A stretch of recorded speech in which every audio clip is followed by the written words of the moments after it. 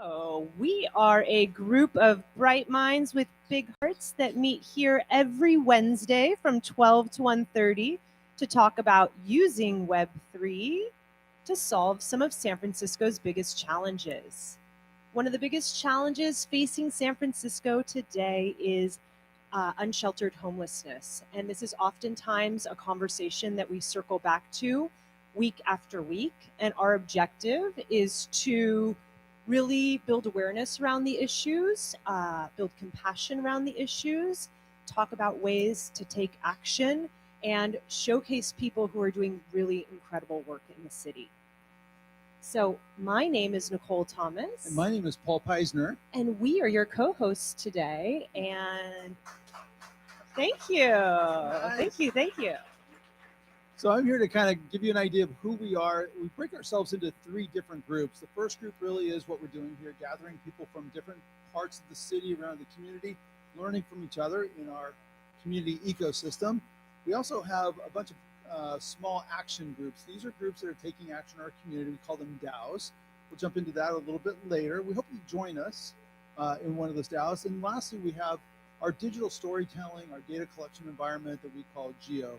And Geo is our Web3 solution that we're going to drive out there. Maybe you could tell us a little bit more about Web3. Sure. So Geo is a Web3 browser and knowledge graph app that we are in the process of building. This We Heart SF is brought to you by Geo, and we are building this to be an incredible coordination tool. It's a platform that will become a coordination tool to help people coordinate better in a more decentralized way. So in modern day society, most of our organizations are centralized. We have centralized government, centralized banking, centralized corporations, and they hold a lot of power. And one aspect of Web3 ethos is really about decentralization and putting the power back into the hands of the people. And so, does anyone know what a DAO is? You will hear us use this term quite a lot here at We Heart SF. Okay, Mackenzie in the back, what is a DAO? I thought I was just raising my hand to acknowledge I knew it, but it is a decentralized, autonomous organization. Woohoo! For $500. Yes. And Scott's got more. And Scott's got more. Does he have more? I think that's really well said. I would like to second that. I think the other thing about a DAO is that it really gets back to the idea that human beings have a collective power amongst them, that when we come together, we are able to accomplish much more than if we follow the centralized leadership of somebody. And so it really is an opportunity to get back to who we are as human beings. I love that. Okay, Glad I put you on so the spot. no judgment. I have a question. Well, first of all, raise your hand if this is your first We Heart SF. Welcome to the community. Really excited to have you.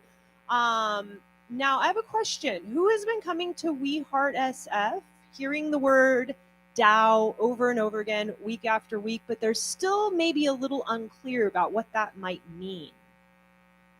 Okay, fair. Thank you for being honest. So let's go ahead and look at the definition of a DAO. As we mentioned, a DAO is a decentralized autonomous organization, and it's really an emerging form of organizational structure. So this is a new form of organizational structure with no central governing body and whose members share a common goal of acting in the best interest of the entity. This has been popularized by blockchain enthusiasts. Mind you, we're here at the House of Web3. Web3 is synonymous with blockchain as well as cryptocurrency. So these are new emerging structural ways of working for the new internet era. We are still working with old archaic systems that maybe aren't as useful today as they could be. So this is an opportunity for us to revitalize the way we're working and introduce new ways. So this has been popularized by blockchain enthusiasts, and DAOs make decisions using bottom-up management approach and are designed to be more open and democratic than traditional organizations. Raise your hand if that sounds great to you. Me too. So we at We Heart SF, we're here as kind of a little bit of a laboratory experimenting with this concept. How can we use this idea of a DAO to do better in our community and create potentially a scalable model that other places around the world that might be facing some of the same issues could take this format and scale it for their own solutions? All right, so we have 6 working DAOs. So we don't really have working DAOs. We have Dymos. That's a DAO in name only because we're just kind of figuring this out as we go. So we're kind of becoming more DAO-like every week. We're getting up more structures in place, and we're getting there. But our DAOs are really focused on the pieces that really kind of lead to homelessness, kind of solving and peeling back the onion on getting that fixed. So we've got 6 DAOs here, and I don't know if you want to kind of walk us through those. Nicole? Sure. So these are interrelated DAOs that are really working together on these different aspects of solving homelessness. And so we have interim housing, street outreach, mental health, recovery, workforce development, and mentorship. We have these 6 DAOs. We have recently introduced the new mental health DAO. Now that Eva Grabic has now joined our team, we're very excited about that. And you know, one thing that we've identified through these conversations that we've been having over the last year and a half is that interim housing is really the bottleneck where this problem gets complex. We want to focus on that interim housing solution, getting people off the streets into an interim housing solution where they can kind of regain some dignity, relearn the ways of being indoors, and help them kind of transform their lives with the help of supportive services, supportive wraparound services. And that's where some of the other DAOs come into play. So they all play together in the sandbox. And when they work well together, we can really start to solve this challenge. I just want to start today with a quote that we introduced at Innovate, and I want to reintroduce it here. Never doubt that a small group of thoughtful, committed individuals can change the world. In fact, it's the only thing that ever has. So each and every one of you in this room has skills, interests, passion, and it takes all of us to work together to help our community improve and thrive. So thank you for showing up here today. Thank you for each and every one of you that come here week after week, those that participate in the DAOs. And we really hope today that we can shine a light on some of the work that we're doing and encourage you to get involved if you haven't gotten involved already. Oops. Are we doing that? Well, we were just going to go back, and I think we're skipping one slide. Should we just go to this one? Yeah, we will.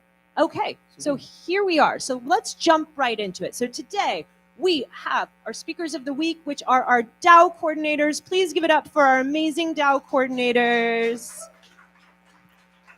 We have Annmarie Bustamante, who is coordinating for the Street Outreach DAO. We have Dan Cordie for interim housing. We have Nikita Mehta from recovery, Eva Grabic from mental health DAO, Eric Forst from workforce development, and Scott Morris and our new addition, Siobhan, to the mentorship DAO. So please give it up to them. Thank you. Now, these are our coordinators. They're the ones that bring it together. They hold down the fort, hold space for meetings, for conversations, and the agenda. But really, these are decentralized autonomous organizations, so everyone can take a leadership role in each one of them. But today, they're going to be shining a light a little bit on what the mission, vision, and values are for each of their DAOs, some of the work that they have been doing, what's in the pipeline, and talk a little bit about how you can get involved. Are you guys ready? Okay, so let's start with street outreach. Let's give it up for Annmarie Bustamante. Thank you. Beautiful. All right. Hello, everyone. I'm Annmarie Bustamante. I wanted to start my share off by talking about why I love San Francisco. So my grandparents on my father's side immigrated here in the 30s. They came from Nicaragua and El Salvador and have been in the Bay Area. This is where my parents grew up. This is where I went to college. And I went to college back when you can afford a room in San Francisco for $600 or $700. It was amazing. And just the arts and the dancing and the music scene and the culture here is what I really love about this city. And after I graduated college, I saw a lot of my friends who are also artists get pushed out, get priced out of the city. A lot of people moved to Oakland, and that's where I went. And living in Oakland, I hopped around, shared a studio with a friend, lived in a Section 8 family's home where there were 2 pregnant families at once, and I lived in a living room. So it was rough.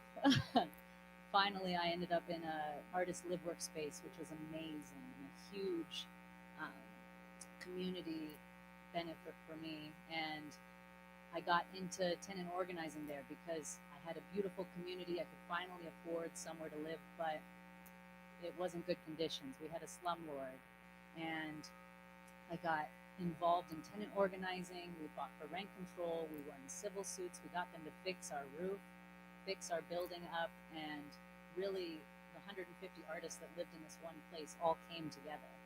So then the pandemic happened, and I started to notice there were a lot of similarities between a slumlord who still collects rent but doesn't fix up the building, doesn't take care of their tenants. It's very similar to certain governments who collect taxpayer money, promise to put it towards affordable housing and social services, but don't actually follow through.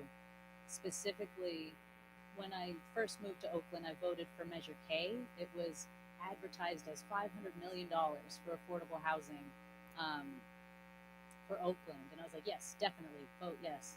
And nothing happened. They didn't spend any money. They kept pushing it back and back and back. And I looked it up last night. Only it was 78 million out of the 600 million actually went towards affordable housing. The rest got used for other things. So what they did was they used affordable housing as kind of a lure to collect a lot of money, but didn't actually follow through. So very similar to a slumlord. And so when COVID happened, we were already organized, me and my neighbors at our building. So we got together.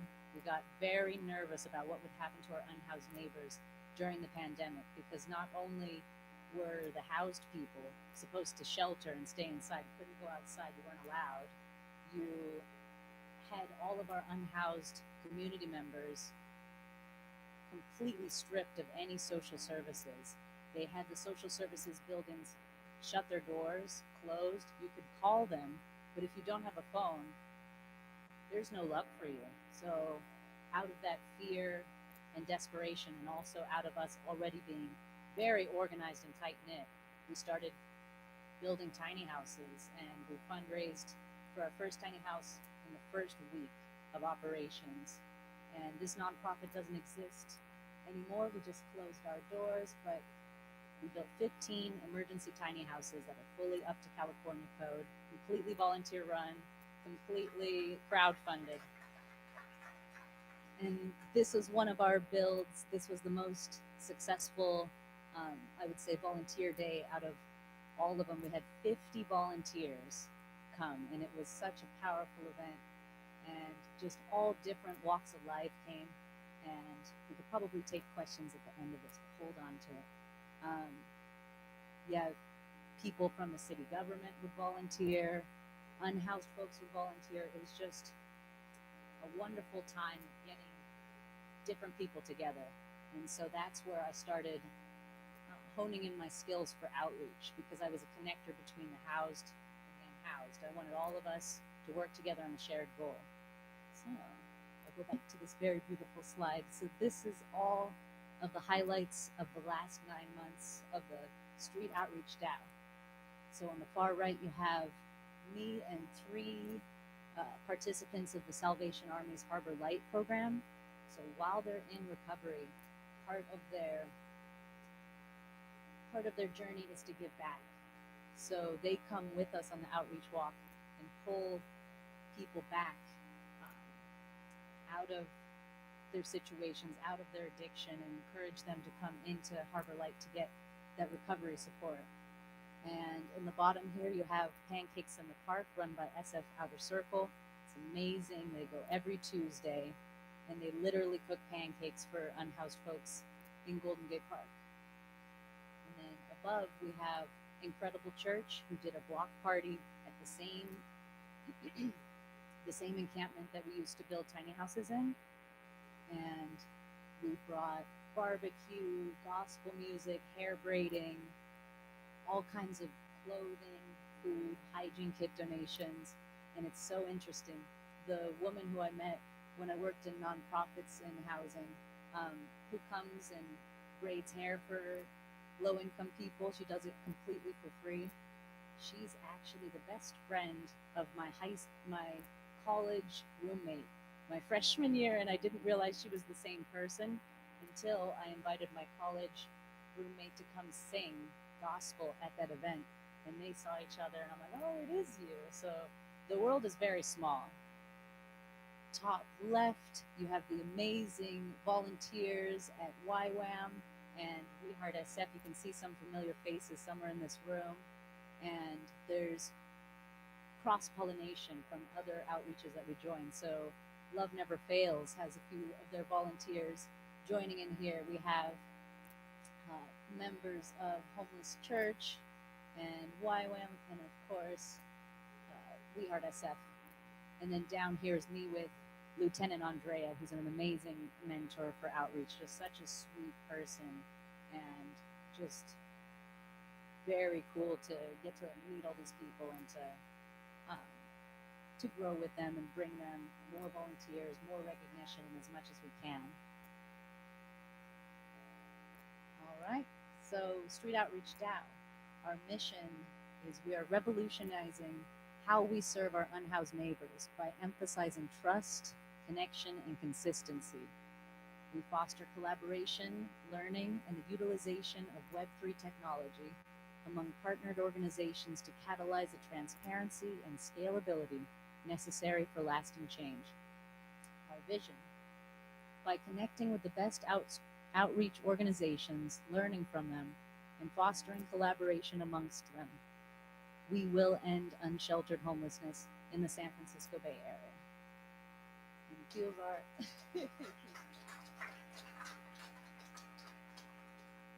just quickly, a few of our values: transparency, inclusivity, partnership, patience, peacefulness, compassion, advocacy, curiosity, growth, and consistency. If you have any suggestions, come find me after, because I'd love to grow in our values. All right, so this is one of our, I would say, the most successful outreach walks that we partner with. This is YWAM Youth with a Mission. If you haven't been before, I highly recommend. We go. They're an amazing organization, and they have really pioneered relationship building in the Tenderloin, and that's truly the way to help people trust you enough so that they can ask for help. And we have a week from Thursday, we have another walk with them. So if you're not signed up, if you happen to be free, it's an amazing kind of foot in the door to learn how to support your unhoused neighbors. And right after this meeting, we have an amazing de-escalation training from one of the directors at YWAM, Kent McCormick. So that'll be taking place, so excited. That'll be taking place in the boardroom after this event. It'll be about an hour, so valuable. And not only can these skills help you supporting your unhoused neighbors, but your friends and family members, everyone could use a little de-escalation sometimes. And just quickly, our partners, we currently have volunteered or walked with Christian Cathedral, YWAM, Incredible Church, Salvation Army, SF Outer Circle, they do Pancakes in the Park, Urban Exchange, Love Never Fails, Reality SF, Homeless Church, Good Shepherd, and City Team. And then the pending outreaches, those are the ones I'm in talks with, and soon we'll volunteer with them, and hopefully after that we can pull in more volunteers. So a lot of gorgeous programs to be a part of. This is our new flyer for the repeated monthly events. We just added a brand new one, Homeless Church, down here. So I'm very excited about this. Every third Thursday of the month, we join them in San Francisco's downtown and end at the Civic Center. And that one's an evening outreach. So please let me know if you're interested. And that'll be all. Thank you guys for your time.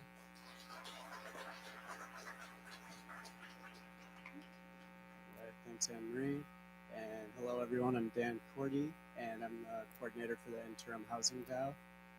And we'll dive into it. So, the founding story, Annmarie touched on it a little bit. The work that we were doing in Oakland, where we came together as artists. We saw a need that the city wasn't filling, and built 15 up-to-code emergency tiny homes. And 5 of those individuals are now in permanent affordable housing. And yeah, it was just a really powerful movement. And Kelly right here, that's the first recipient of one of our tiny homes, and she's been a good friend and provided great insight for what we're designing with the DAO. And a little bit about why I'm led to this work. About a decade ago, I lived outside myself, and just knowing the process of getting through it and knowing what works and what doesn't work is really important. And what brought me here is that I entered the Web3 space about 4 years ago as an artist and was accepted as a co-creator here. And I saw they had a couple talks coming up on ending homelessness, which is very unique for the crypto space. So Annmarie and I dropped in on one of those and shared about a transitional tiny home DAO concept, and Unique followed up and we moved forward. And so our mission for the DAO is serving our neighbors with dignified housing in a supportive environment with a medium-term pathway towards sustainable living and self-sufficiency. And values that we hold are community, dignity, transparency, safety, sustainability, collaboration, accountability, empathy, inclusivity, and adaptability. And taking a look at what we've done, we have curated a team to design and build our pilot village. We've secured a piece of property. We found a mission-aligned modular home vendor. And what we're working on today is acquiring build permits from the city of Oakland, and additionally receiving approval for installation of utilities, and developing programming alongside the Recovery DAO. And what's to come is building out a community to serve 20 women, and ways that you can help with that is we'll have many volunteer opportunities coming up when we get closer to building, and additionally we're going to be doing a large outreach for donated goods. And here's a look at the pilot that we're designing. It is Tree Ring Village. It's a pilot that will serve 20 women that have graduated from a recovery program, and services on site, which we feel are crucial in order to help folks transform and heal. And those included services are therapy, recovery, career coach, mentorship, nature therapy, housing navigation, and financial literacy. And taking a look at our collaborators, a few community partners that we have are Lao Family Community Development, Dignity Moves, Fat Chance Community Services, Love Never Fails, City Team, and Life Moves. And a core piece of the DAO that we are collaborating on is fostering collaboration. So we establish connections with interim housing organizations that are effectively making an impact in alignment with our values. And through these relationships, we learn from each other's experiences and adapt our designs.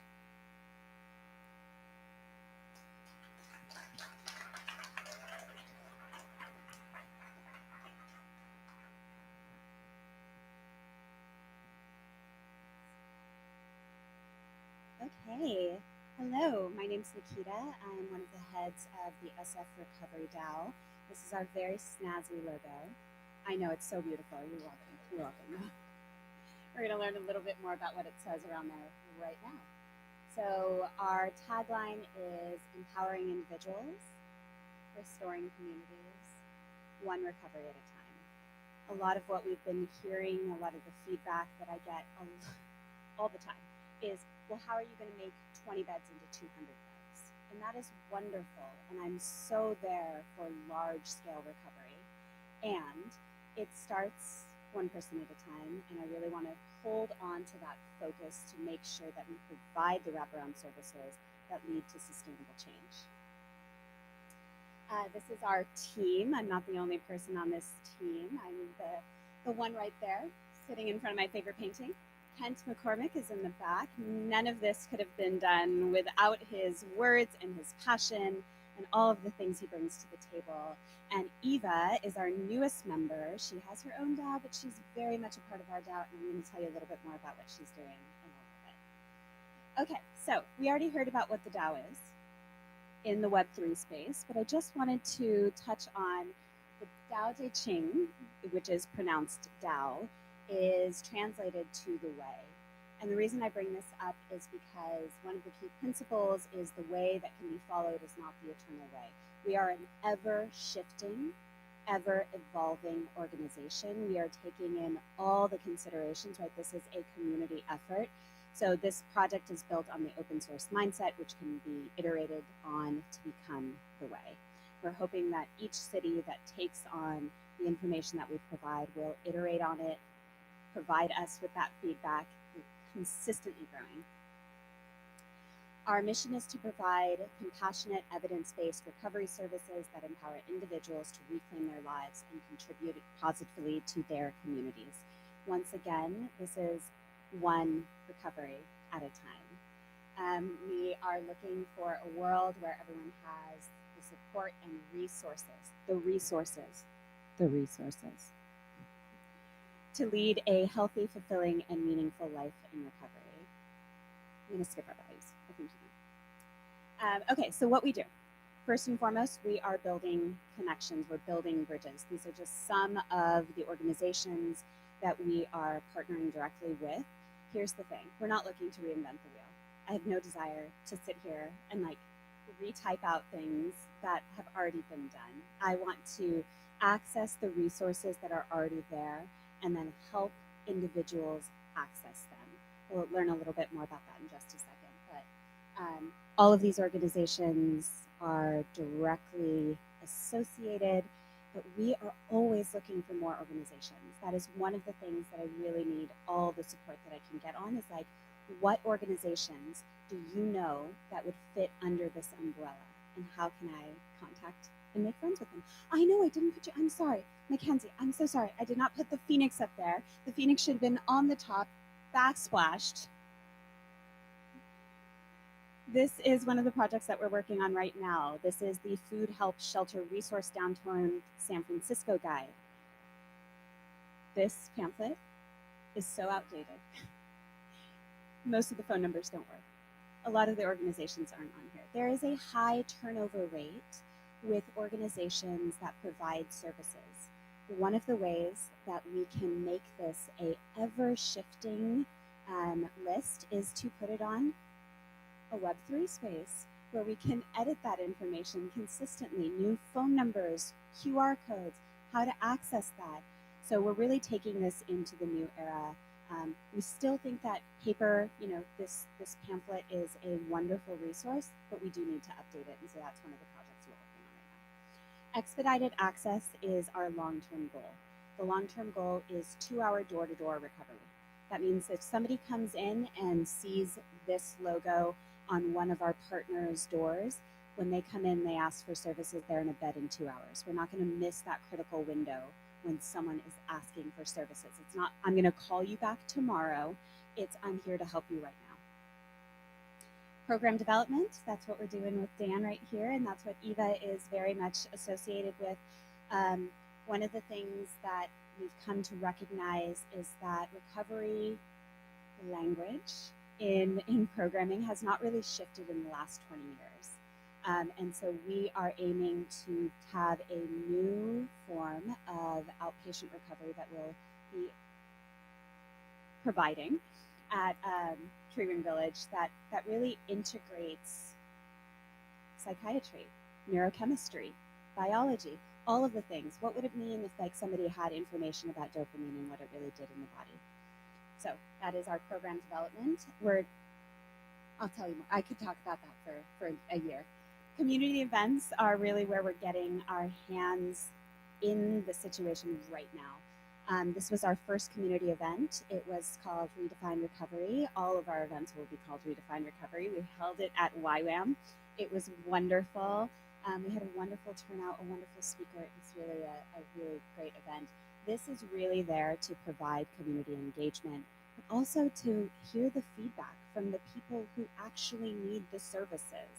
I don't know because I'm not in that situation at this moment. I need the feedback consistently to grow with what is actually needed. The feedback from our first Reimagine Recovery event was things like, when I see events like this, I know people actually care. Other feedback was, I didn't even know that there were recovery services available in this area. Another feedback was, I've tried recovery before, it doesn't work for me. Totally valid, totally valid. So what would it look like to shift the way that was being delivered? San Francisco, a lot of California has become a harm reduction space, which is wonderful. We need all sorts of programming. There's very little attention paid right now to abstinence-based programming, and that is what we're looking to pay a little bit more attention to. This was the walk that we just did with Street Outreach for Salvation Army. I will tell you that I was very nervous. Annmarie and I were very nervous to hand out these cards to say, would you like to go to detox? And we hesitated for a very long time. And then once we started, it's like we couldn't stop. It was magical, and not one single person turned us away. People wanted to engage. We had people stopping us on the street saying, I wanted to go to detox last week, and this was my call to go. Like that is, it was just that one person. I mean, I went home and cried about that, but okay. So you gotta have a big wow moment, right? So I think one of the things that people ask me all the time is like, does recovery work? I mean, I don't think I look like the same person, do I? No? Okay. So does recovery services work? Recovery works, it's just not in a vacuum. And sometimes it doesn't work the first time, and sometimes it doesn't work the fifth time. But what is really powerful is when we have consistent community activation around providing resources that are reliable, consistent, community-based, right? Compassionate, all these different things that are DAO-based. I don't know. So, yeah, that was the wow moment. Okay. How can you get involved? Sign up for our Discord, attend a Recovery DAO meeting. Our next meeting is August 7th. Reach out if you know an organization that is supporting recovery. And keep coming to We Heard SF. We love having you here. And all of us ended up in a DAO because we stumbled in the stores somehow. I was the sub yoga teacher, but keep saying yes to events, keep saying yes to life, and you end up exactly where you're supposed to be. This is the QR code for the Recovery DAO. I'm just going to leave it up there for a moment. I have business cards with these QR codes as well. So thank you for listening. And now we have the magical Eva.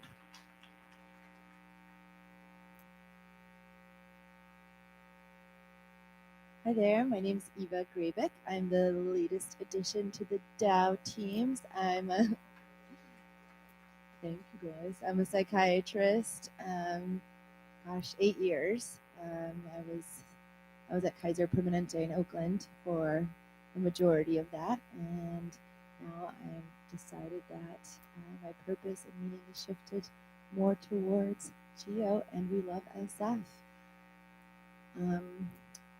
I wrote down here mental health and access for all. Personally, for me, what I don't see enough of is mental health access and equity for marginalized communities, those who experienced complex trauma daily, historically, are offered the least amount of resources. Why is that? And let's change that.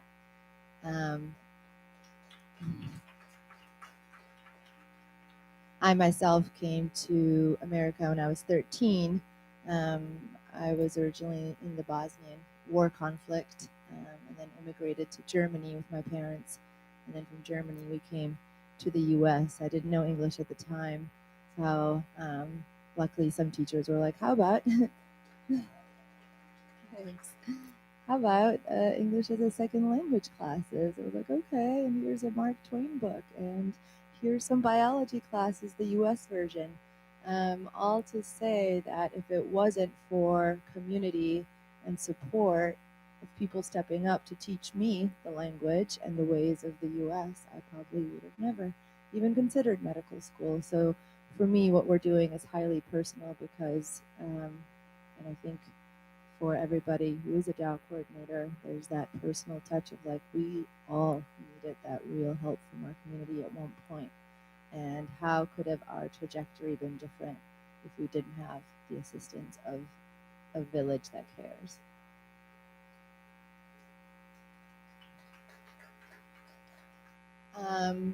So to tag on to Nikita and Recovery DAO, you can't have recovery without mental health, and you can't have mental health without recovery. And in psychiatry, we call that dual diagnosis. So the best research and evidence is shown when you actively treat both, when patients and clients are actively attending recovery programs, but that they're also working on the root cause of what might have brought them to the addiction. Oftentimes it's numbing the emotional pain. So addressing that trauma, addressing the anxiety, addressing the depression that's lying underneath, and why the addiction may have developed in the first place is crucial to recovery and maintenance of sobriety. So I'll be working with the different DAOs in designing the programming, the curriculum, and guardrails that foster physical and emotional safety. I can't stress that enough, especially since we'll be working with a group of women. Information will not get absorbed or heard if they don't feel like we are fostering a trusting, safe environment, because that hasn't been their story or history for most of their life. Fostering self-compassion, healing, and autonomy, and a thriving individual at the end of it. So I've started working on defining the roles, specifically under the umbrella of mental health, like case management, therapists, recovery counselors, resident managers, peer support, group therapy. It's a work in progress. We'll be adding more with the team input as we go along. Again, we're not going to reinvent the wheel, but the goal of our program is to customize it, individualize of what we've learned to really make it fit for our specific clients. In the end, we'd like them to have tools of emotional wellness, ability to manage their trauma triggers, depression symptoms, anxiety symptoms, and just basic healthy lifestyle skills from good sleep and good healthy nutrition to journaling, meditating, the basics. But how do the basics stick?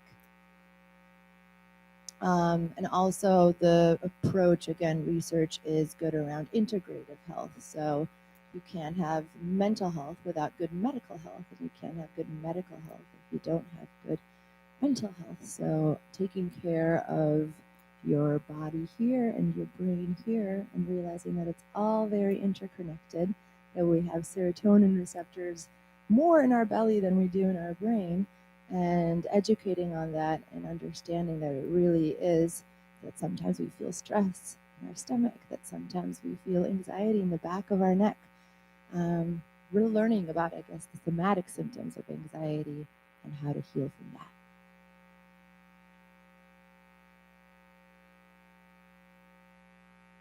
All right, so what does that look like from beginning towards ending up at Tree Ring Village? So the general flow, it'll start with an intake form that will be a psychiatric and medical and chemical dependency or substance use intake form to kind of gauge where we're at, determine the appropriate diagnoses, and then come up with a fitting, highlight the word fitting, an individualized treatment plan.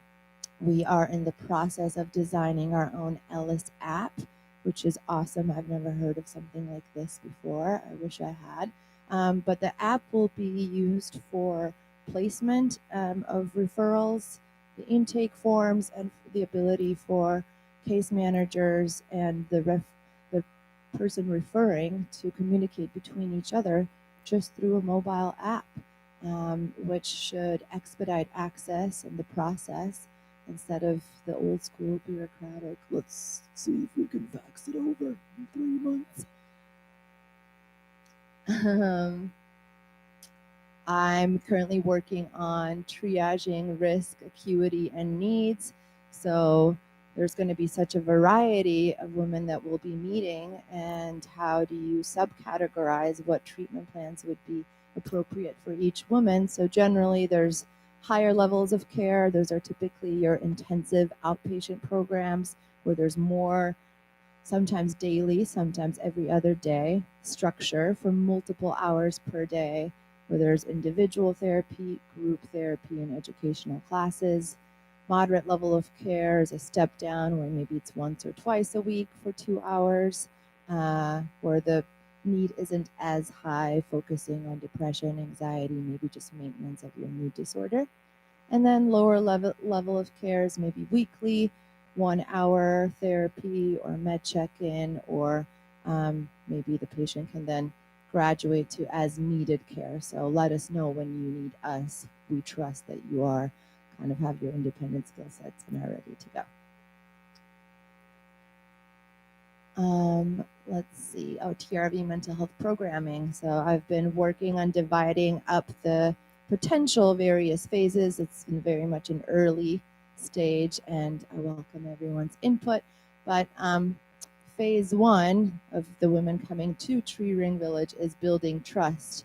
And when I think about trust, it's trust with the space and the environment, from your own home to the garden to the common spaces and the common dining halls. How do you trust the space? Again, when something like trust and safety is not something that comes easy for you. Women, and in relation to the staff, the resident managers, the case managers, the educators, why should I trust the information you are telling me? What I have learned through the years of working with patients is sometimes the first 3 sessions, I don't even talk about the treatment plan. I just establish rapport. Tell me about your life. I'll tell you a little bit about mine. How are you doing? So that by the 4th session, you can trust me and my words to help guide. And then how can we foster an environment where the women trust each other so that they can be emotional supports to each other, right? There's so much good research and evidence about group therapy. So the women just sharing wisdom and knowledge amongst each other in group, or while they're cooking, or while they're painting, is priceless. And then phase 3 would be the maintenance phase of, you're really kind of getting the autonomy, self-empowerment, self-compassion, maintenance of skills, and how can you take what you've learned and implement it in a practical way in your everyday life that's easy and doable, especially if there's a job and kids involved, right? Saying to someone, well, let's just continue to do 4 hours of meditation is not realistic. It's not realistic for me. For example, when I was at my busiest, I was like, okay, 7-minute meditation. Nope, that was too much. Okay, 2 minutes. I can't. I can do 2 minutes of meditation. Just close my eyes and do some deep breathing. So what's realistic given a woman's schedule? And then slowly, with compassion and a whole lot of patience, we can do it. And I'll pass it on to workforce development with Eric. Thanks, Eva. That was amazing. So happy you're a part of our group, and I love the work you're doing. It's awesome to learn more about your approach. So my name is Eric Forst, and I'm the co-founder and CEO of a Web3 data analytics company called Bloxy. And so when I saw there was yoga at the House of Web3 about a year and a half ago, I said, I got to go check that out. And that's what brought me into this space. But I'll give you a little background about myself and my passion for workforce development. I started my career in marketing as a marketing manager, a one-man marketing department at a custom broker freight forwarder at LAX. And then I found a job on Monster.com, and it was to become the marketing manager of a nationwide staffing agency called Apple One, Act One. And over 5 years in that role, I was very lucky to have a mentor, and I can't wait to hear from Scott. And so I had a mentor who introduced me to the Gallup Management Program. Has anyone here read a book or taken Now Discover Your Strengths or the Clifton Strengths Finder? Great. It's kind of like next generation Myers-Briggs. Anyone done Myers-Briggs? Great. So what I learned from my mentor is that to be an effective manager, you really have to engage your staff and your employees in the things that they're naturally good at and help them discover what are they good at, what are their passions, what are their strengths. And so along that journey, became a huge fan of workforce development technology and HR tech, and I had the opportunity to build one of the world's first web-based applicant tracking systems called Agile One, helping that to market.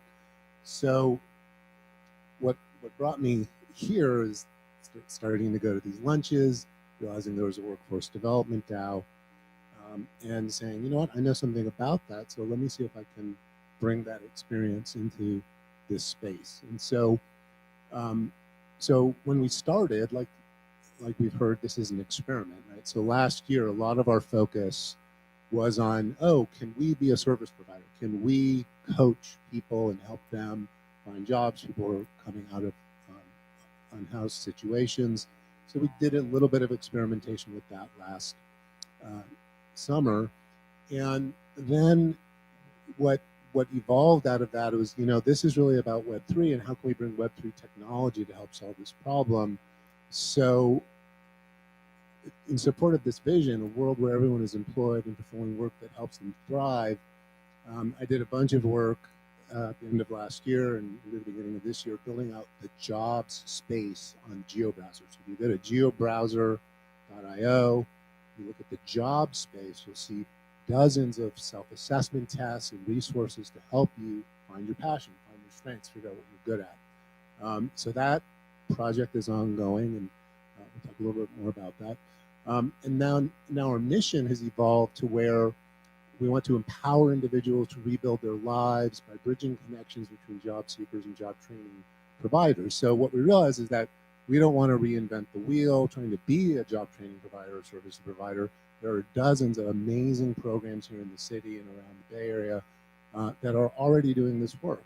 And so as an information and technology platform, we want to help connect all of those existing training providers through the LS app into the technology that we're building here so that people coming out of unhoused situations can not only find a job to help them move into that next level of self-sufficiency and thriving, but really find a great career path for themselves.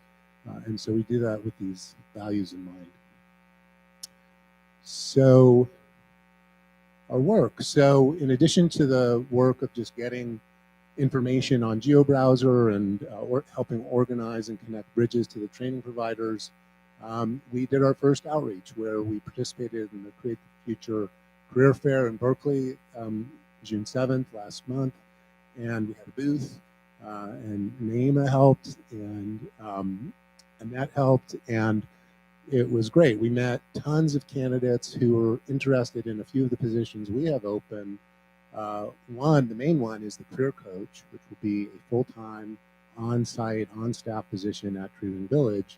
And so we got some great candidates and resumes for that. We were also looking for interns who could help us develop content for GeoBrowser. And so our pipeline, what we're working on, like I mentioned, is a career coach. So we're actively seeking applicants for that. So if you or anyone you know is passionate about HR and career development and helping people find their passion and their path, we'd love to have them apply for this position. Getting more job training resources, employers in the East Bay onto Geo, because this is We Heart SF. All of our focus up until now had been building out all the information about training programs here in the city. And now we've been actively building out all of that for East Bay and Oakland. We're planning our own job fair here in the Presidio for this fall, where we can bring training providers and employers together, learn from each other, collaborate. And we're actively going to be developing a Web3 job board that will nest within the job section of GeoBrowser. So if any of you are developers or coders or software engineers, love to talk to you about helping us build that as well.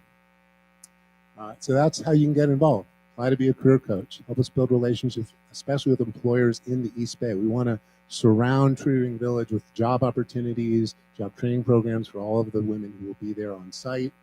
Help us plan the job fair. Help us code the job board. Thank you.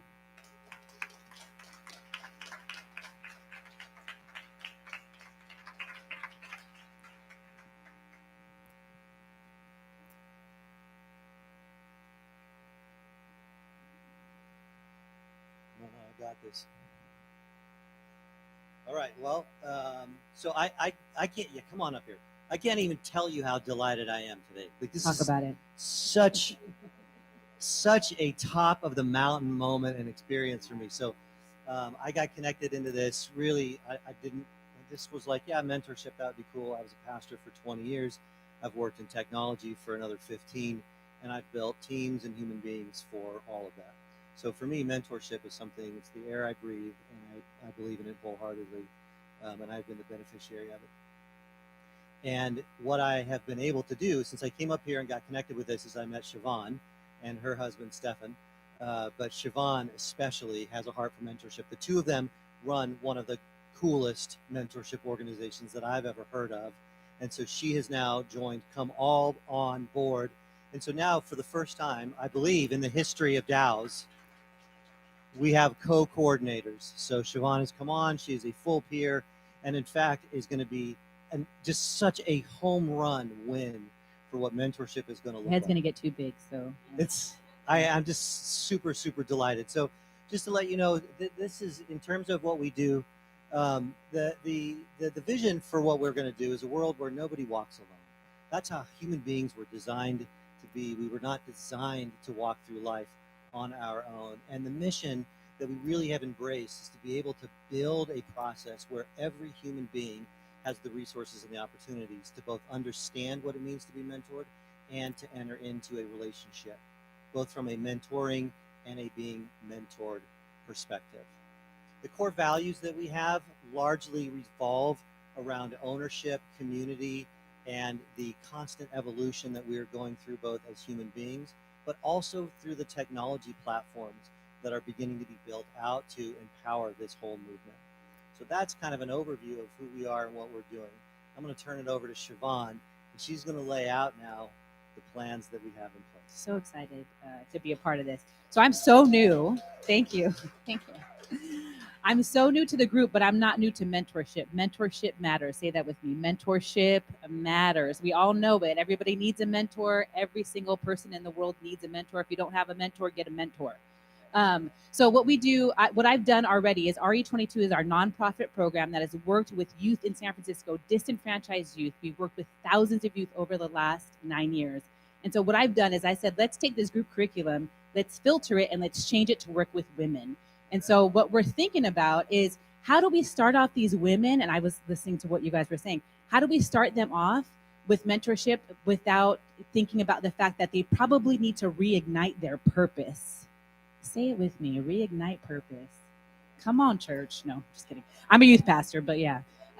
So we want to reignite purpose. So what we're doing is we're taking purpose development curriculum, and we want to do purpose development curriculum in the group context and build them up that way for the first 3 months. So what I did is, I'm not showing you all of it, but you can talk to me after. For the first quarter for the Tree Ring Village is what we're thinking about doing is we're saying, let's do purpose development curriculum where we're building their purpose, overcoming fears, making sure they understand who they are, making sure they're excited about what's about to happen, and then link them up with one-on-one mentorship. So that's what we're working on right now. What's exciting is that I really believe that every single woman that comes through this program is going to see, I'm believing for 100% of people that will come out of here and they will be fully functioning adults in society. That's what I'm believing for, and I think that's what we're all believing for. So that's what I have to say about that. And Scott, I'll hand it right back over to you. So good. I mean, I don't know if you see this, but we have a curriculum. Look, there's like some timelines on here. There's some numbers around people and some other things that are going to happen. We have it's numbers and all people. coming Hey. together so beautifully, and we're going to need a ton of help and input along the way. There are some other things. What I would say is, I want you to tell everybody what the name that you came up with for when we think about a mentor-mentee. It's an awkward, like mentor-mentee, feels a little weird. So what we are going to refer to, what are our mentees going to be called? Visionaries. Boom. Drop that mic. So we were right talking, we there. were thinking about it. Like, I don't want to be called, if I'm being mentored, I was an addict years ago, not anymore. I've been clean and sober for like 20 years now. But so I would love if somebody, my mom was an addict, my dad died in addiction. I don't think that has to be the story for everybody, right? So when we're talking to people, imagine if I talked to you or somebody talked to me as an addict and they said, no, you're not just a mentor. You're not just a woman. You're a visionary. Let's go. So that's what we want to call them right now. We're thinking about them as visionaries so that they can have a hope and a future for the vision for what they're about to become and what they're going to be walking through in their journey. So very good. I All right. love that. Thank you. Okay, give it up for mentorship. Thanks, you guys.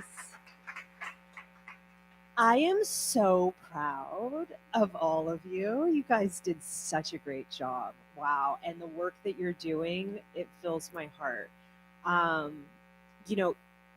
Someone mentioned it, but each one of these individuals that came up and spoke today, they got involved solely because they started showing up at We Heart SF. We have been building this plane as we're flying it. We're learning so much along the way. We're not doing it alone. We're building bridges. We're working together. We're collaborating. We're figuring it out because we care. And that's the most important thing. So don't think that someone else is going to solve this problem, or that's not my area of expertise. Each and every one of us in this room has something to offer our community, and it's our responsibility as a human being to give back and to share the gifts that we have. I heard multiple stories of people that have had addiction in this room, and they've recovered and they've rebuilt their lives, and look at the shining stars that they are today. And we have that hope for every single person in our community to transform their lives so that they can thrive. And when our community is thriving, then we can thrive. And we see so much suffering in our streets every single day. And we've built this community because we love SF, right? And when we talk about SF, we talk about the San Francisco Bay Area, not just San Francisco alone. We're building this community in Oakland, in the Bay Area, because this is our laboratory. We want to see what we can do, push our boundaries, and try something different. This is an opportunity for us to do something disruptive and different, because what is happening right now isn't working. And the only way to see if it's going to work is if we try. So thank you for joining our experiment. And we're really hopeful that we have a strong vision, and we're really hopeful that this is really going to make a difference. So we have a little workshop that we want to work on. We, in our early stages of We Heart SF, we always had workshops. So we're going to bring it back to some workshopping. We're going to pass around some worksheets. And some pens. Paul's going to start with the pens. And we want to take maybe 5 minutes to just fill out this worksheet. And then we're going to come back to some group activity. Okay, so I am going to go with the worksheets. There we go. Pass one down.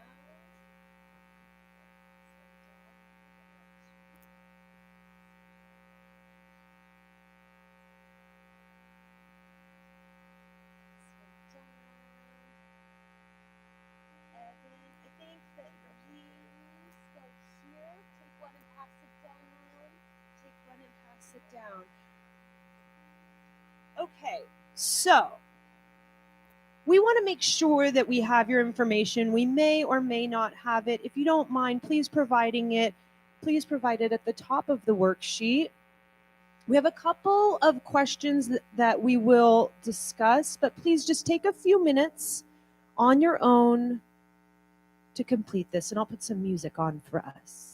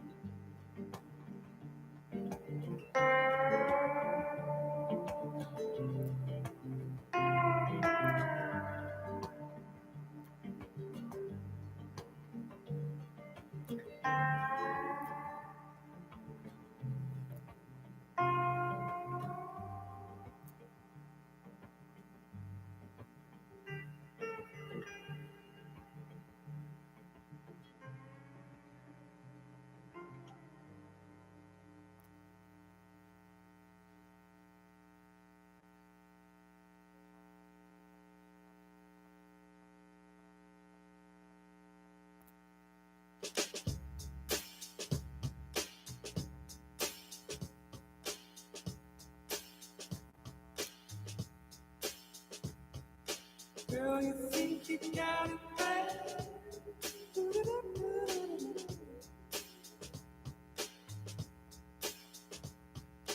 Girl, you think you got it bad.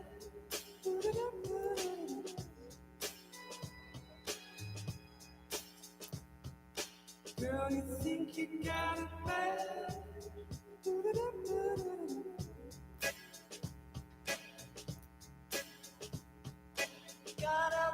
We'll take one more minute.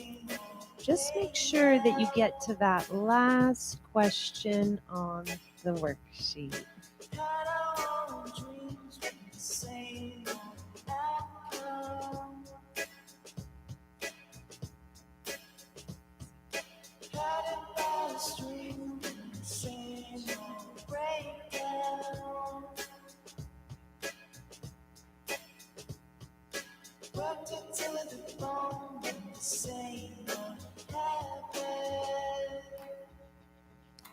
All right, you guys ready to rock?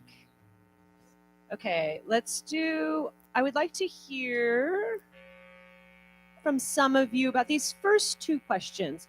What keeps you coming back to We Heart SF? Who would like to share? Mackenzie. Well, besides the delicious food, I know how to get you guys in the room. I keep coming back to learn about different organizations that I can connect with to further my reach for my organization that I work for, called the Phoenix. We're a nonprofit. Yeah, we deal with we build community around recovery and sobriety. So come talk to me if you have any questions about that. But yeah, the people I meet, and just being inspired. I am by myself in the Bay Area, and so I don't have a community in my personal organization. So I like to come out here, hear how everyone is so passionate about what they're doing, and it just keeps me inspired to keep going. Excellent. Thanks, Mackenzie, for sharing. Who else would like to share? I've got, okay, one more.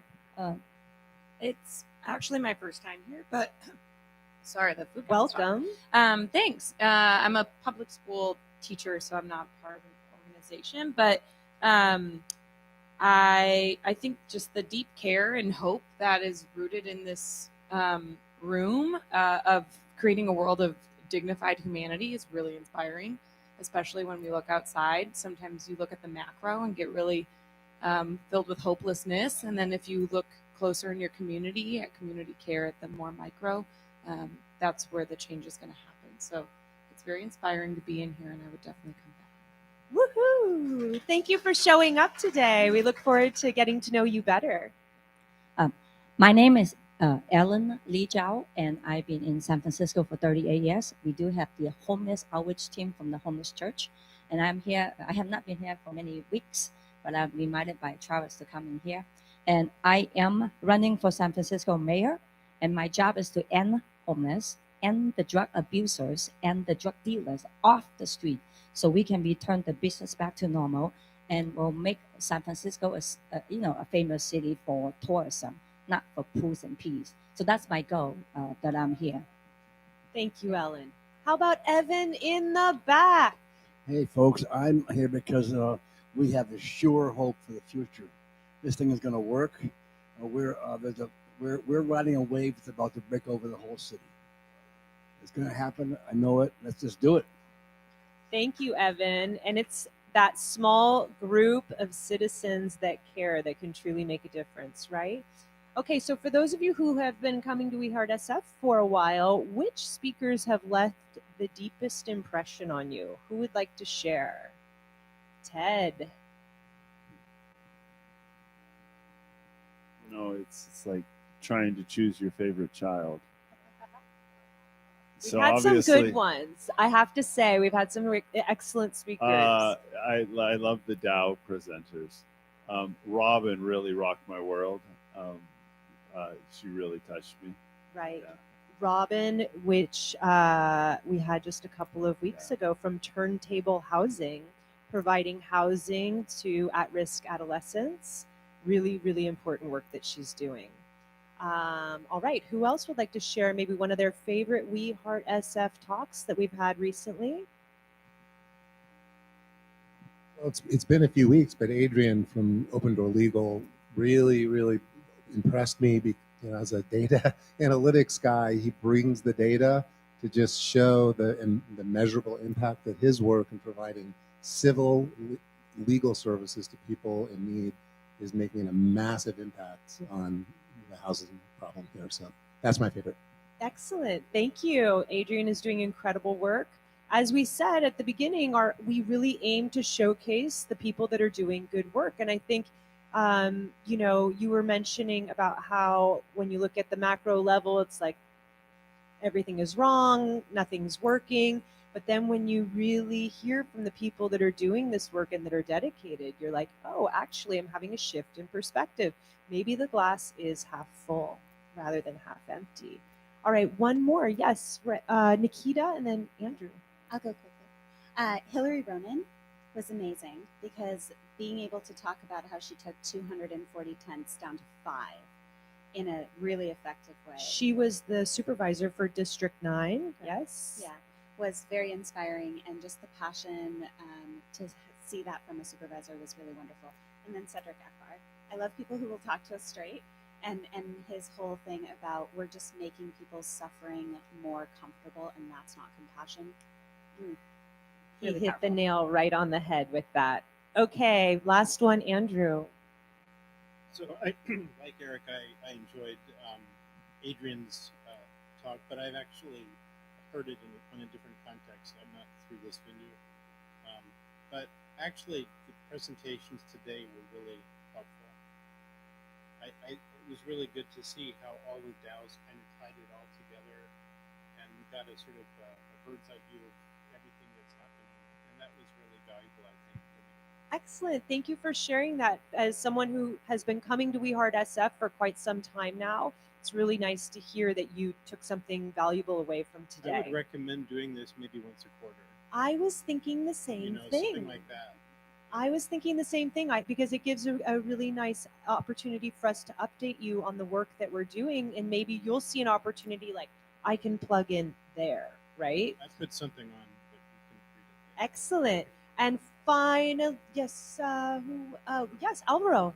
Hi.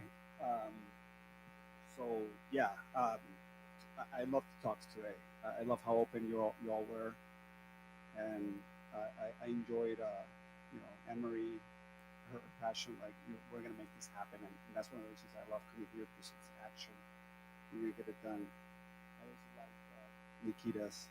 That was very open and transparent, and she brought some really cool insights, like the transformation thing. We often think of sustainability as a circular thing, but that's why sustainability is not enough anymore. We have to be regenerative. Right. So it's more, we need to be aware that we're evolving. So if we just keep things the same, it's not enough. And we can regenerate ourselves, right? And keep evolving and growing through that process and recovering. Absolutely. I like to think of, instead of a circle, I like to think of an infinity symbol. And then it keeps looping and expanding instead of staying, it just expands. Thank you for sharing. So each one of our DAO coordinators has their own personal experience that they're bringing to this work, and each and every one of you do as well. What I'd like for us to take a few minutes in our final wrap up is with someone sitting in your area, and if the DAO coordinators don't mind kind of going around and joining some of these conversations, I'd like for you to share what are a few of your skills, passions, and interests, and which DAOs are you most interested in joining, or where could you see yourself really plugging in? So let's take 5 minutes, maybe in groups of 2 or 3 or 4, kind of come together, talk a little bit. Let's just take 1 minute per person because we only have 5 minutes to go. Talk about what you might be able to offer some of these DAOs and where you could see yourself plugging in. All right, I'll put some music on for us.